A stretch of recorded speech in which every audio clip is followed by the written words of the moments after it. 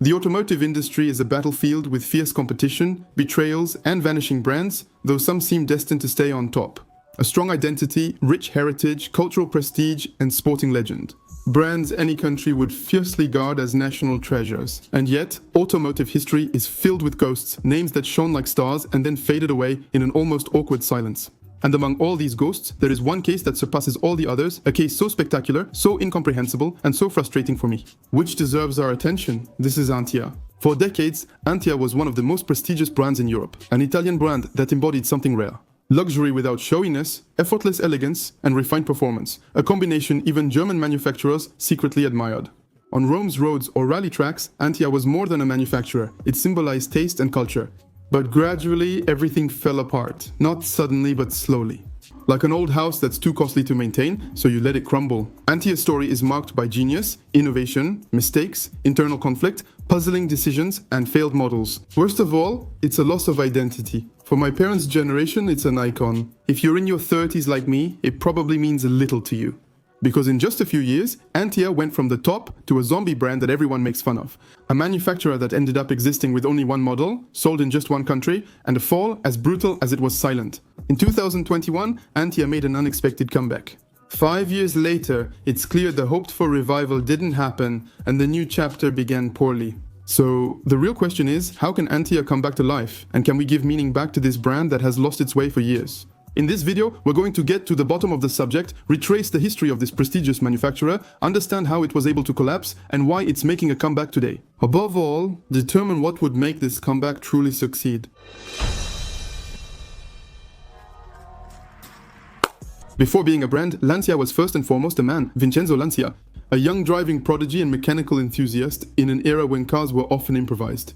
He sees further ahead because he's fascinated by precision, materials, and mechanical balance. To him, a car is more than a machine. It's an organism. In 1906, he began in a small Turin workshop with a few employees. Aiming to build cars others can't even imagine, not just follow the crowd.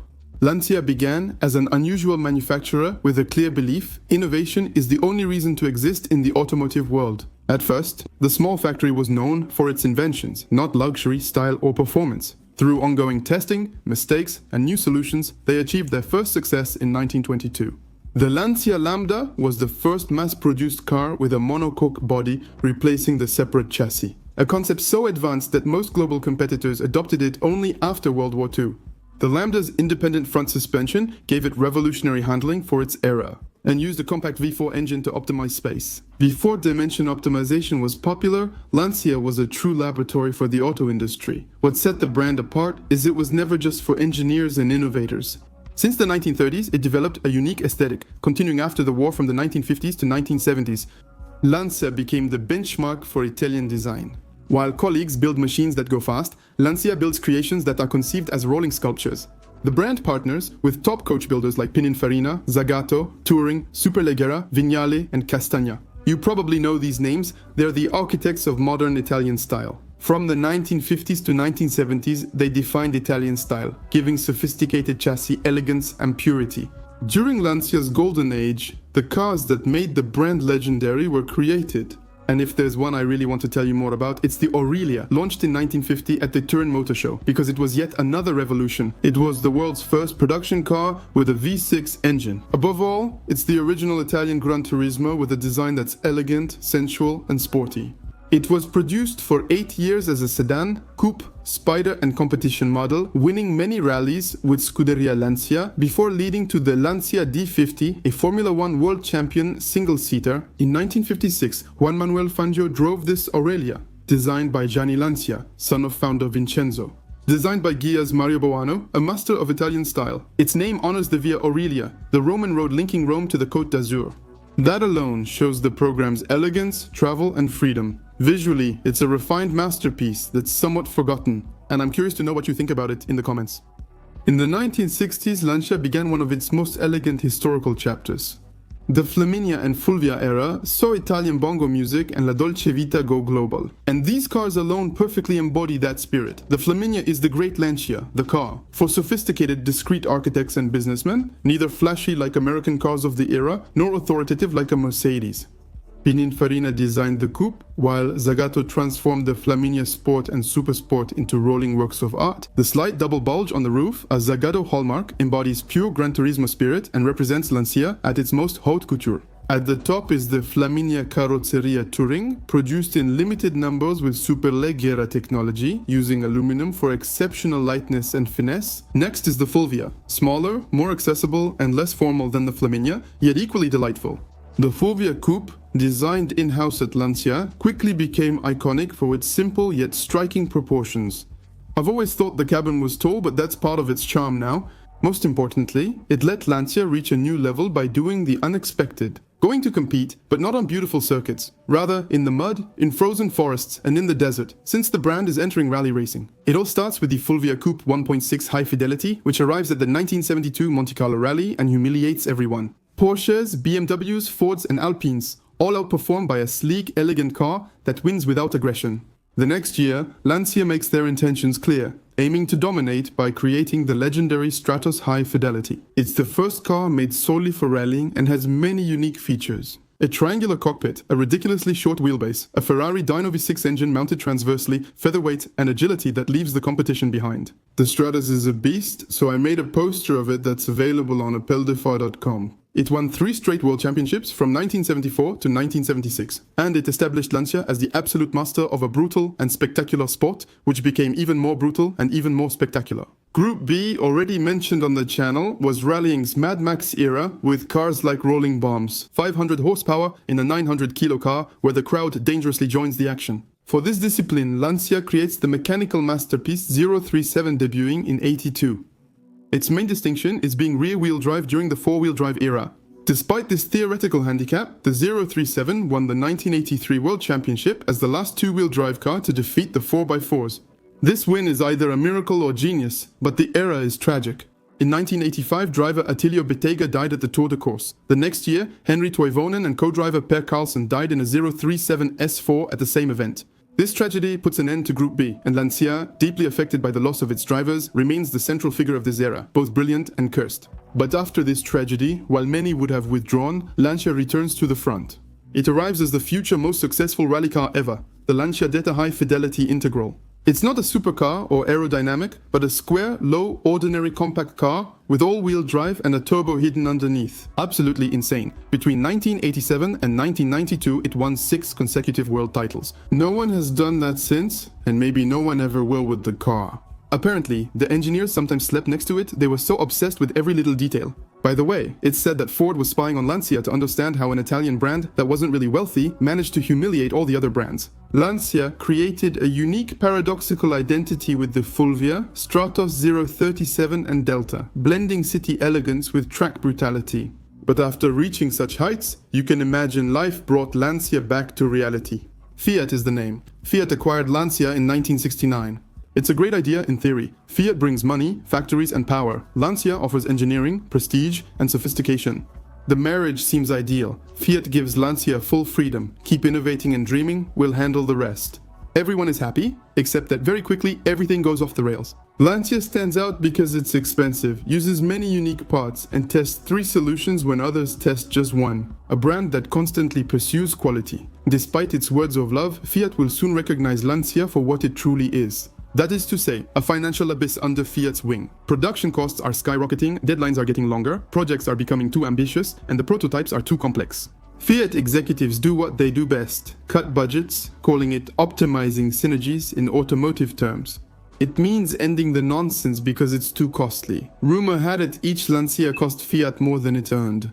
That's probably exaggerated, but there's probably some truth to it. The cultural divide between the two brands, one passionate, the other pragmatic, would cause the first cracks. And that's just the beginning. The symbol of all this is the Beta, a car that was supposed to be the example of the marriage between the two companies. On paper, it had all it needed to succeed, but it became one of the United Kingdom's biggest 1970s industrial scandals. Owners reported the Beta rusting, not just at the rocker panels. That doesn't concern the English. It rusts quickly, even in key structural areas. The British media report it and it turns into a disaster. The newspapers talk about the Lancia dissolving, and its reputation is amplified by jokes saying that a Beta can actually rust just from being in the catalogue. Actually, it's more nuanced. Poor quality steel and factory strikes caused poor quality control at that time. Then, an uncontrollable media storm, and the damage is done. Lancia, which had been a symbol of extreme quality since the Lambda, found itself associated with rust. As a result, its legend of almost handcrafted reliability and its prestige collapsed after the glory of the 1970s and 1980s. We enter the gray zone when the brand exists in name only. The 1990s are tough for it. The industry is more aggressive, competitive, and globalized, so brands must reinvent themselves. But when it needs to stand out, Lancia hesitates. It releases cars like the Libra, Thesis, Kappa, Zeta, Ypsilon, Musa. Honest models, more or less beautiful and refined. None of them inspire emotion or carry the flame, and its market positioning is ultimately unclear. Italian luxury costing 15,000 euros makes no sense, since luxury is all about the promise. And selling prestige at a cut price is like selling champagne in a six-pack in the subway. It makes the whole thing hard to believe, whether it's the industry, the press, or the customers. No one knows what Lancia is trying to be anymore. As I said before, when a brand loses its identity, it becomes invisible. That's why I picked this video title. Lancia is a marvel turned ordinary. A brand once known for genius, beauty, prestige, and charisma, but gradually lost its aura. Like the high school beauty who captivated everyone, but years later, you see she's become ordinary. The saddest, most awkward part of this downfall is about to happen. At the beginning of the 2010s, the Fiat and Chrysler groups merged to become Fiat Chrysler Automobiles, the predecessor of Stellantis. Amid this industrial mix, someone proposes the century's idea: make a new Lancia theme from a Chrysler 300C. By just changing the grille, of course, the result fools no one. It's a massive American sedan, just decorated with a Lancia grille stuck on. It's a humiliating rebadging, lacking the elegance, finesse, and soul of a Lancia. To me, it's the symbol of downfall. This downfall isn't just circumstantial. It's because no one knew how to manage this brand. For decades, Lancia was obsessed with perfect engineering. But in a globalized world, where every manufacturer has to share platforms, reduce costs, and optimize parts, this obsession becomes a handicap. These engineers wanted costly, unique parts, premium materials, and consistently excessive quality. Even if it meant redoing what worked just to improve it, that's romantic. But it's not viable given their financial situation in an industry where profit margin matters more than anything. The second, more serious issue is that Lancia never knew its identity. A premium, luxury, elegant, compact, status or technology brand? Nothing worked, but as a car manufacturer, you must stay responsive. You can pivot in business, you can change your identity, but when you change too often, you lose focus and it creates confusion that kills the brand. As Lancia searches for itself, others move ahead. Audi is going upscale, BMW draws sports fans, Mercedes focuses on prestige, Alfa Romeo still attracts Latin lovers despite struggles, and Fiat dominates the urban budget market. Lancia sits in the middle without a clear identity, somewhat premium and design-focused, but not enough in either area. In a few decades, it changed from genius to ghost. And it's precisely this journey, from its former greatness to its decline, that made me really want to see what the brand's comeback would look like. After 30 years of confusion, patchwork, and humiliation, Lancia finally announced its rebirth in 2021. Before discussing a rebirth, you need to understand Lancia's situation then. In the 2010s, the brand was only present in Italy. Lancia relies on its single model, the small Ypsilon city car, which endures mainly due to the Fiat network. So, in 2020, it's literally a ghost brand that's being kept artificially alive by its only model sold in its only country. Stellantis is announcing a major comeback from near clinical death, starting not with a production car, but with the philosophical concept car, the Lancia Pura high-performance electric. And here, to be honest, on paper, it's not bad. The Pura concept aims to resynthesize Lancia's DNA. The name combines pure and radical, reflecting an aesthetic manifesto of smooth surfaces, geometric shapes, and subtle historical references.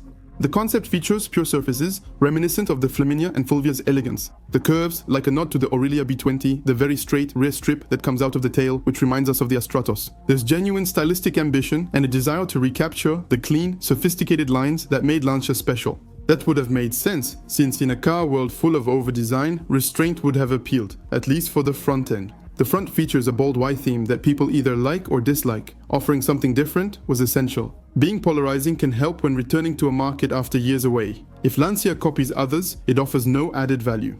The concept was promising, something you could love or hate, but the real challenge is what you do with that promise. Today's real Lancia, which must revive the brand through sales, is the new Lancia Ypsilon. Unfortunately, this Ypsilon falls short of the concept's expectations due to a logical flaw. It's entirely based on a Stellantis platform, a Peugeot Société Anonyme platform to be precise, the same one as the Peugeot 208 and Opel Corsa. Stellantis calls this European pooling, which benefits shareholders short term. In short, the Ypsilon lacks true Lancia DNA and is merely a cosmetic variation. The round taillights recall the Stratos, while the light signature hints at the Pura concept.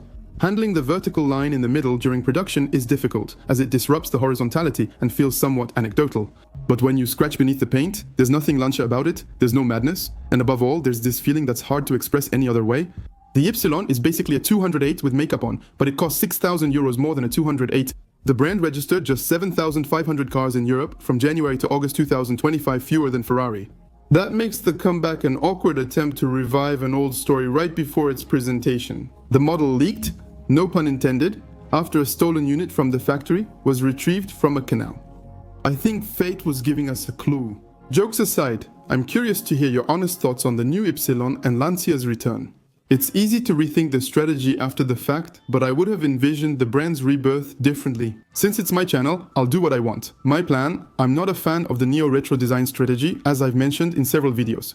For Lancia, I could have redesigned the brand's face by using elements from iconic models. It's one of the rare times it makes sense since it's one of the world's oldest brands. Using its history helps subtly revive the myth. It's hard to reinvent something believable when everything is stuck. Lancia has never truly positioned itself as a sporty, raw brand. That's Alfa Romeo, nor a prestigious, ostentatious brand. That's more Maserati, nor a popular brand, which fits more with Fiat. It has always been an elegant, intellectual, refined brand without any vulgarity. The only consistent option today would be to place it in the premium segment alongside the three German brands, but with a more technological and elegant feel. In competition with Volvo, for example, that's a segment missing from the Stellantis group, which doesn't really have a premium position, since DS is non-existent.